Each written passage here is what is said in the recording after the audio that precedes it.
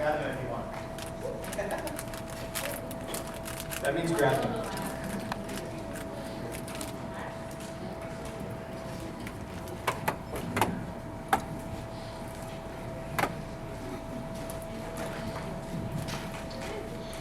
We will give you guys a few seconds to grab those if you would like to. Love you, Bible spent in Isaac. outlines. Oh my.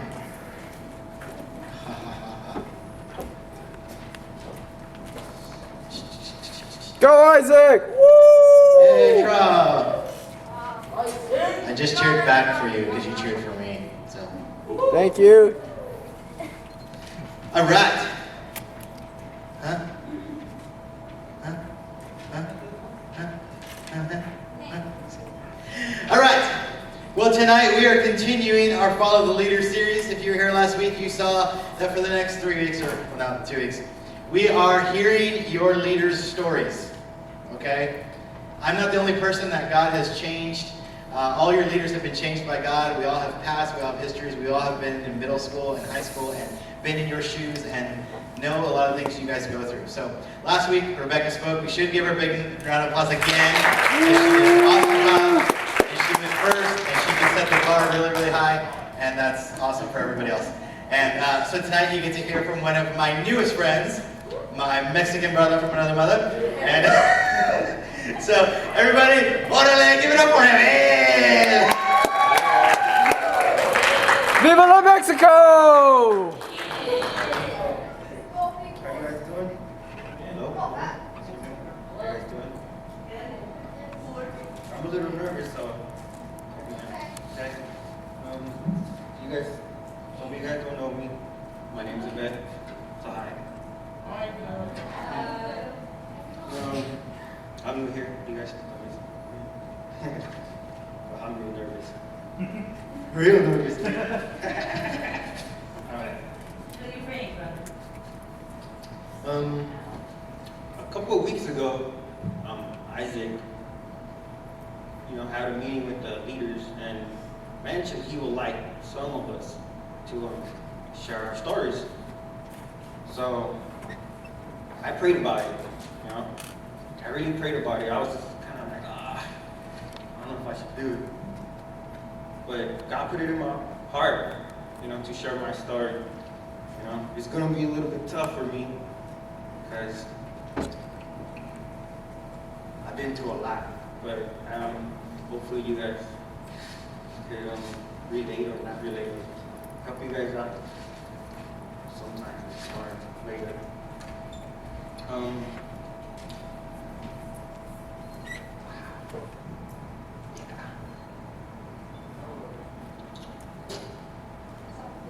It's all good, huh?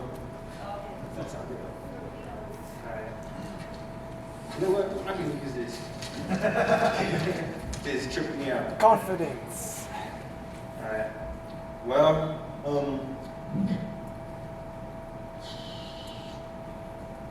for a lot of years, God had put in my heart to be a leader. Circumstances, choices of my life. I was just not doing it,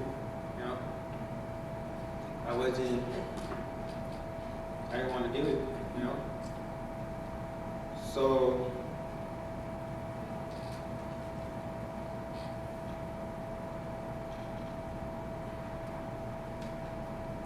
well, there you go. Look at that verse. I do need this. What's the verse right here? Let's read Mark 8:34. Oh. It says, anyone who intends to come with me has to let me lead. You're not in the driver's seat. I am. Don't run from suffering. Embrace it. Follow me, and I'll show you how. Self-help is no help at all. Self-sacrifice is my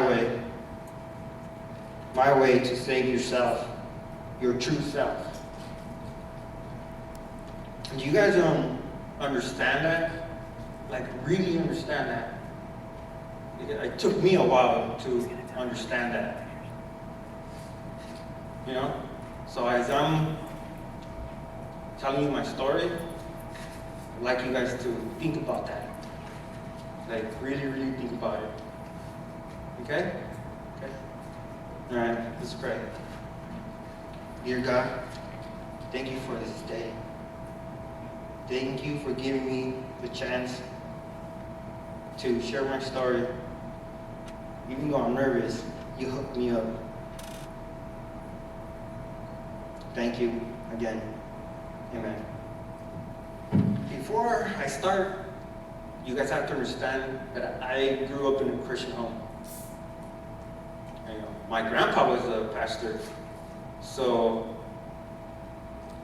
my parents expected me to behave a certain way in the service at church. You know, I couldn't talk during the service. I couldn't run around. I couldn't. Name it. I couldn't do it. Or I just couldn't look at anybody wrong. If I needed to go to the restroom, I had to wait. If I needed, or I just went before. I needed to do that.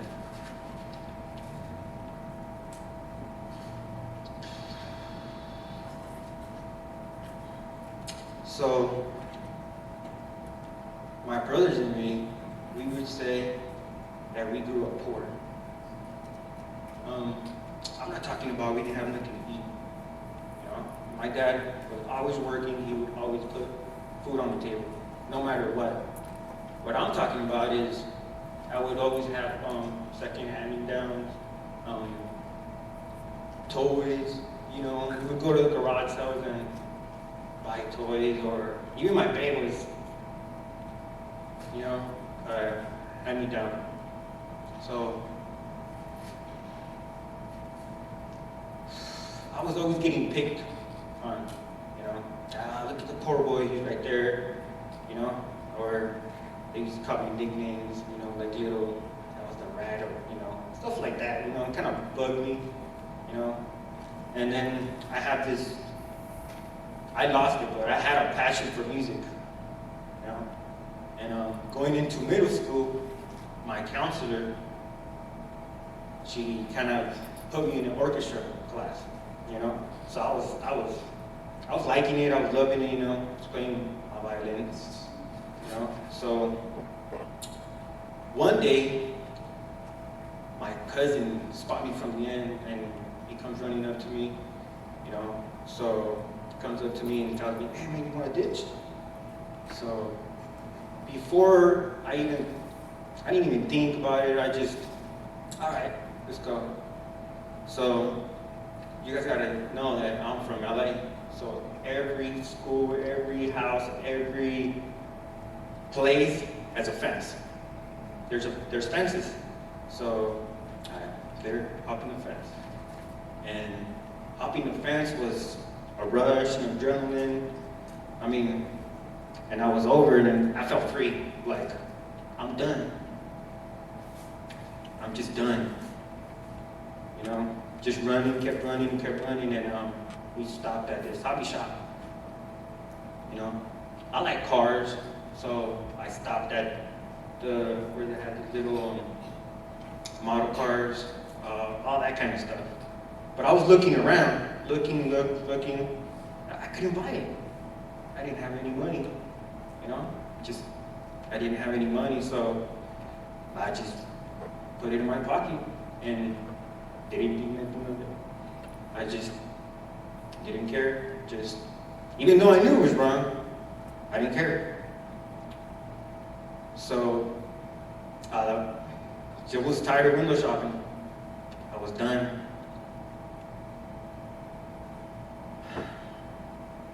So I came up with this little scheme, this little plan that I tricked the school, my parents, that I was always in class, but I wasn't there. So I figured out the school system. I knew how to forge my parents' signature.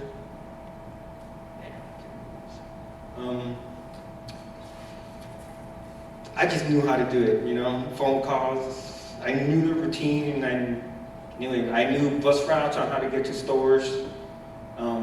Figured out how to get money, how, you know, whatever. I figured it out.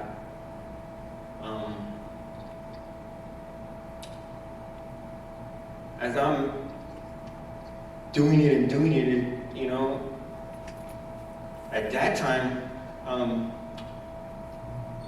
the students were giving 2 lockers.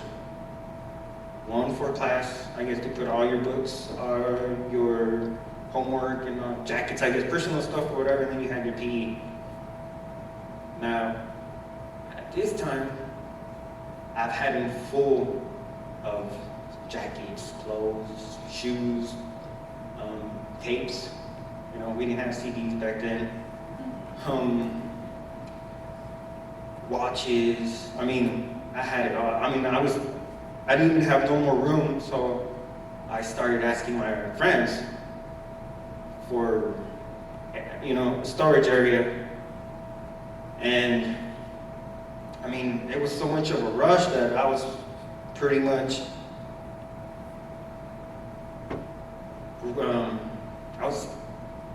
they were pretty much requesting me to take something. Like, the bigger, the better. Like, it was a rush, it was an adrenaline. Well, 8 months passed, and I got a little cocky. You know, I decided to go to a TJ Maxx that day. It was the simplest store for us. And, you know, I'm doing my thing, you know, packing my bags, putting shirts on top of shirts, you know, kind of doing my normal routine. And I was like, oh, I can't carry nothing else. So I just walked out. As I'm walking out, this big dude just comes up to us and says, hey, how you doing? I'm all right. He shows me his badge. Oh man. I was like, yeah, I'm going down. So he takes me in. And I was with a couple of my buddies. So we all got caught. He separated us in rooms. So as this is going on, I'm thinking, I was like, yeah, I'm in trouble now. He comes in and he tells me, I want to call your parents. I'm like, oh, okay, go for it. But I was fronting, you know, I was scared. Inside, I was scared, but I couldn't show it, you know, I couldn't show it to my buddies. I wasn't gonna do it, but I was scared. I was really scared. Time passes, I don't even know how long it passed. And I hear like kind of mumbling and a little commotion, and I don't know what this dude does, but he gets this person close to the door, and I could hear it, and I hear my dad. And they're kind of mumbling, and then all of a sudden I hear the officer telling my dad, so do you want him to go to jail? And my dad just started crying. I don't know about you guys, but I don't know if you ever heard your dad cry, but that, in my culture, I guess, that's like a no-no, you know? So it kind of messed me up. I was still fronting though, but inside I was just, yeah, I'm in trouble, I'm going to jail, that's it for me.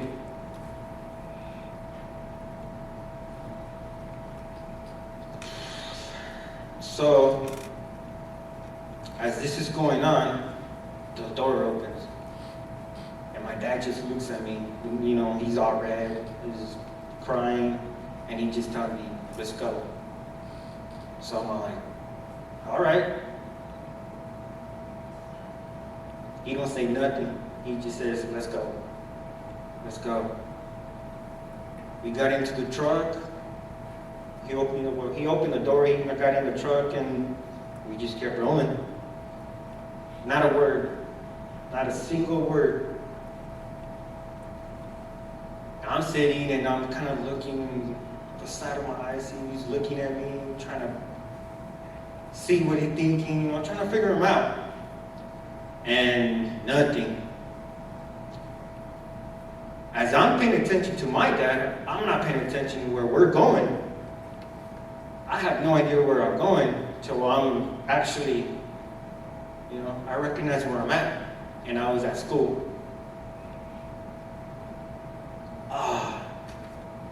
So this day is just going from worst to worst. I'm there. My dad storms into the office. He's requesting for somebody just to talk to him because he doesn't understand why a student would just leave like that. So as he's going, I guess crazy, my counselor just walks in, and she pretty much goes, "Oh, come to my office then." So I'm all like, great. So as we're going into the office, she grabs this folder. Obviously it was mine, so pretty much he shows her everything that I've done. All the readmits of letting me get back into class, into school, and all the forged signatures. Yeah, he saw it. All of it. My dad don't say anything. He just looks at me, and to me, that was just worse than just telling me anything, So they decided to go to my locker. So boom, there's more stuff. And the P locker. So I just got in trouble.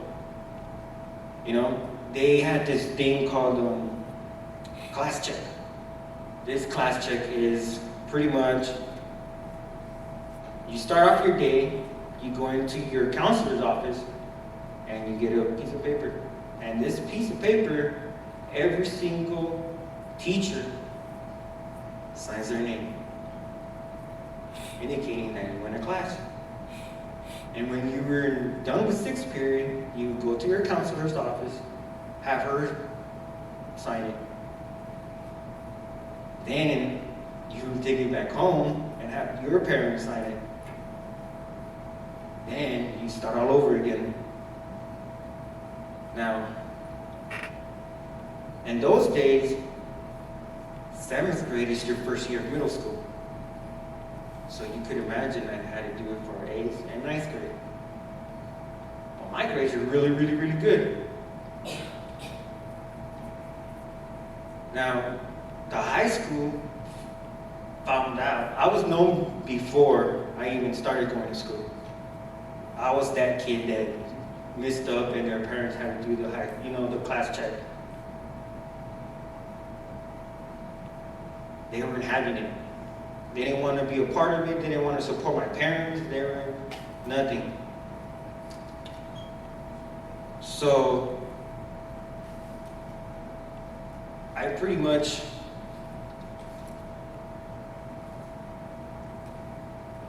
I don't want to say lucky, I was lucky, but I was happy, And in LA, you're pretty much so, I don't want to say open, but it's real easy to get into a gang, like really, really easy, I was fortunate enough not to join a gang. I was raised in a black neighborhood, and I had a family in the Mexican gang. Now, I figured out, I don't want to say I figured out, but I pretty much did what I wanted in that aspect. I figured out the system on how to get okay with this side and okay with that side. Now, I didn't graduate from high school. I didn't walk with my class. But I did get my diploma that summer. You know? So I was finally 18, and I was happy because I was free. But my dad, as soon as I turned 18, he was like, you either get a job or you go to school. So I got a job. I wasn't going back to school, you know?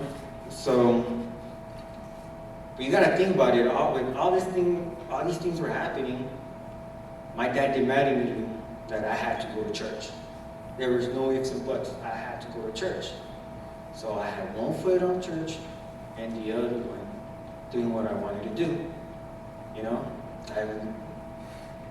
I was playing both sides. I didn't care. I was just wanted to do me. So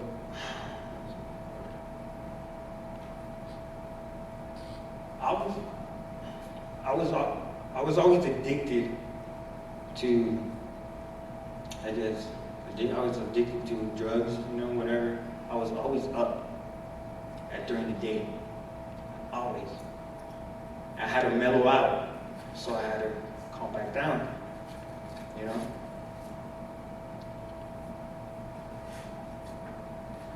When I turned 23, I got married.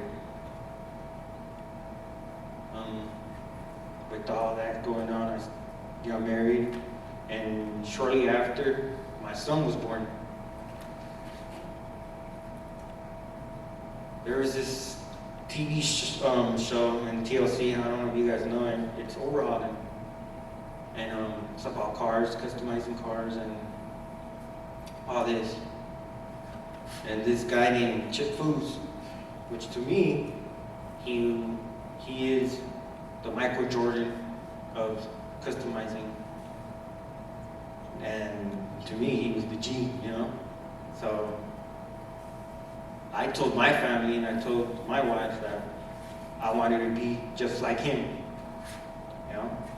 So I ended up I went to school, I went back to school. It was in a college, but it was a trade school, so I was there for a good while.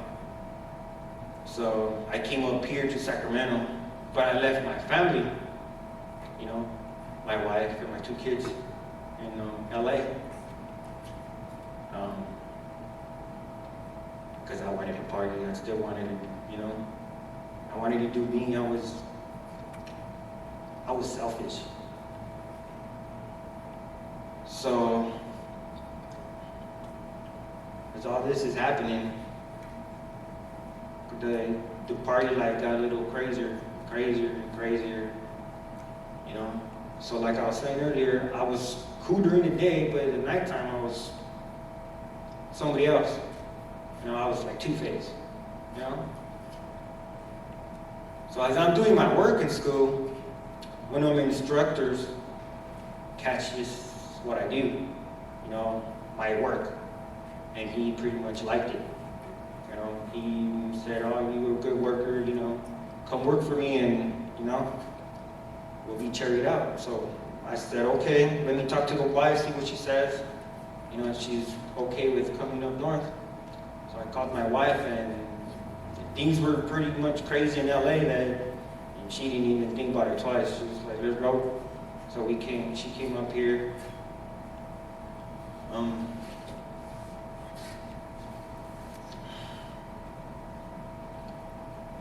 So let's skip 4 years after that. I'm still doing what I'm doing, you know. There's nothing to hide, you know. I was still doing what I was doing. You know, I was in a position at the shop where the shop did really good. Did really good. I was doing what I wanted to be doing.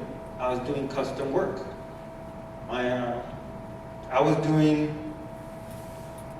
pretty much all my stuff that I was doing was being featured in magazines. I was featured in magazines. They I've been in mini trucking, hot rod. I was doing boats. I was doing, name it. I was doing barber chairs, seats. It got so cool that I even worked with chip foods, and then that was a real hype,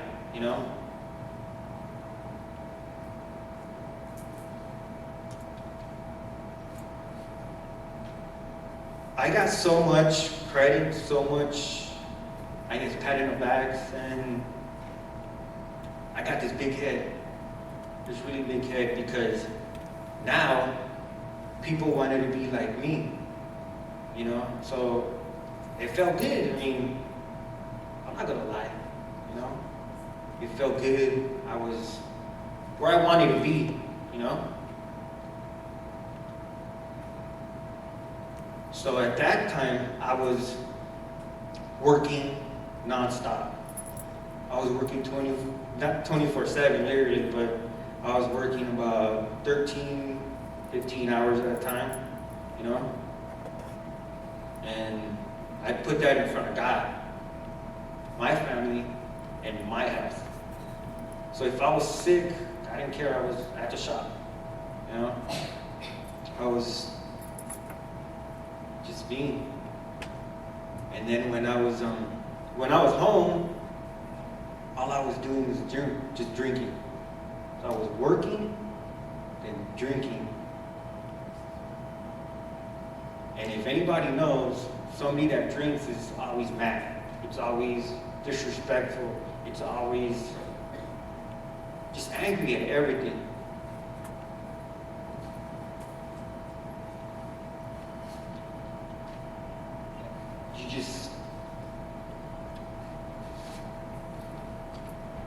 Just crazy, I wasn't in a healthy spot, This time I was talking to one of my buddies, and he was telling me about this men's retreat that he attended at church,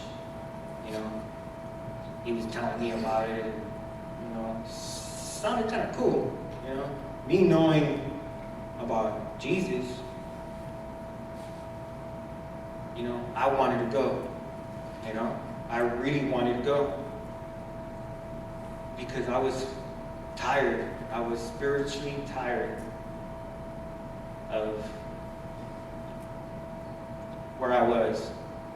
Like I just, even though I was where I wanted to be, in that industry and all that, I was tired.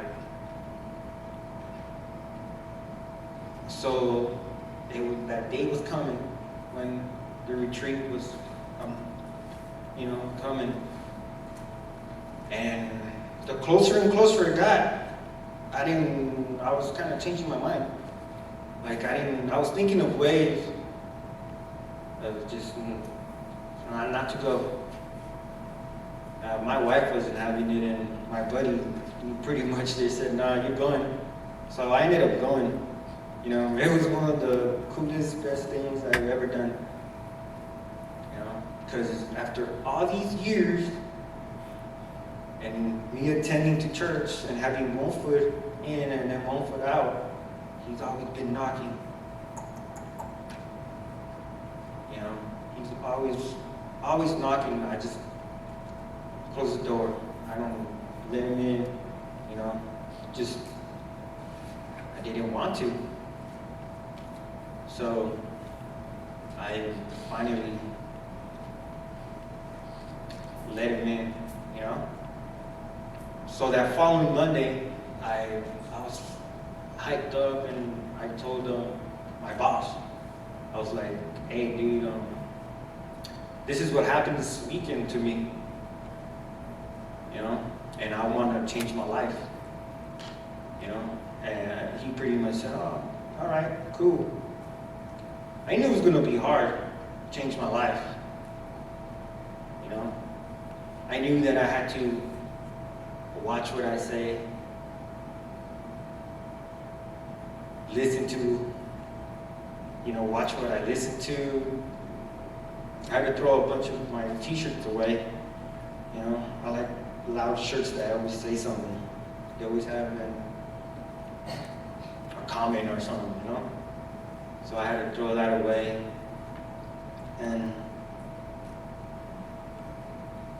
But I didn't let go of my job.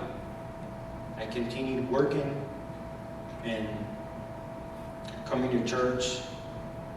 You know, the first week it was cool. It was like, oh, great. The second week after that, then it kept, like I still felt him, but I didn't feel him, you know? So I quit all my addictions, you know? Like it was really, really, really hard.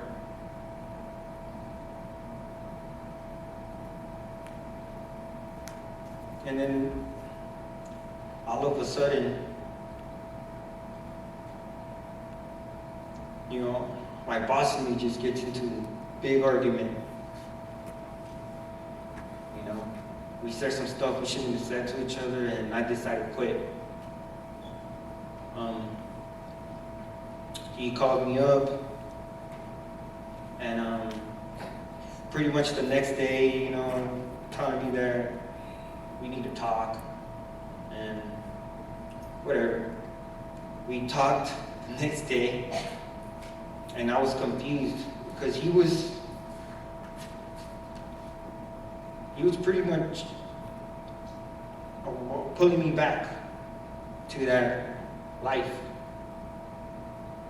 You know, that I did. You know, I was confused. Like I didn't know what to do. I was confused. So my wife started. Before I even go there, my wife also grew up Christian.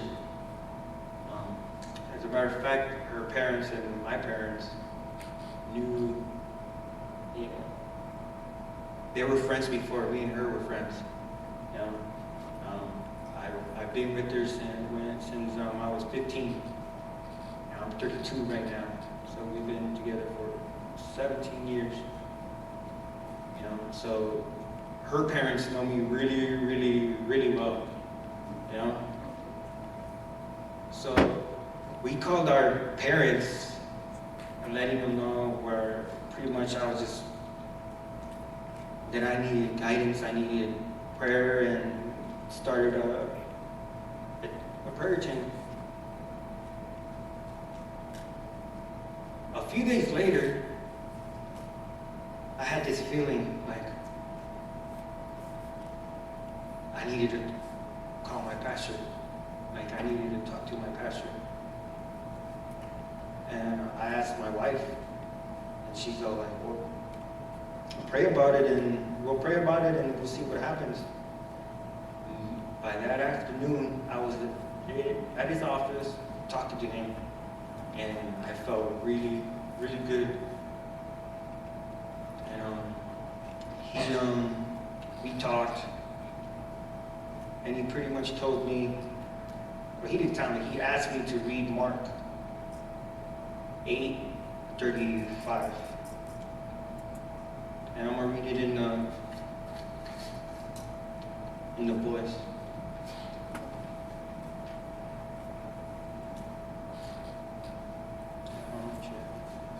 Oh yeah, I'll read it. It says, if any one of you wants to follow me, you will have to give yourself up to God's plan. Take your cross and do as I do. For any one of you who wants to be rescued will lose your life. But any one of you who loses your life may, for my sake and for the sake of this good news, will be liberated. See, I finally clicked in. Like I understood what I needed to do. So I picked up the cross. I gave my life 100%. And as